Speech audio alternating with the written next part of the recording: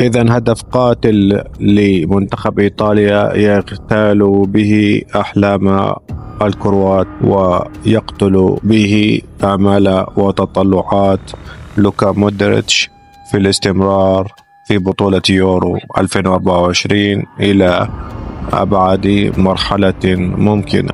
الطليان في الحقيقة لا يستحقون التواجد حتى في الدور الأول.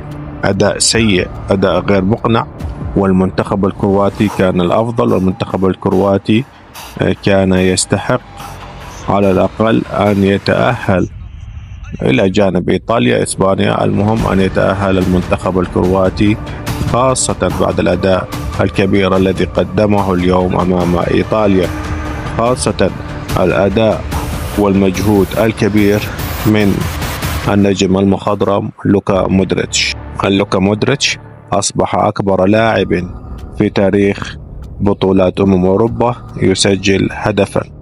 لوكا مودريتش اليوم كان نجم المباراة، أضاع ركلة جزاء في الدقيقة 54، ولكن مباشرة وفي الهجمة التالية وبعد 33 ثانية بالتحديد عاد وسجل هدف التقدم للمنتخب الكرواتي.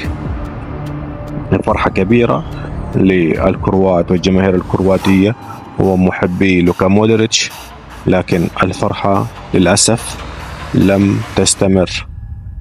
في الثواني الأخيرة هدف لمنتخب إيطاليا يقتل به أحلام الكروات ويخرجهم من الدور الأول.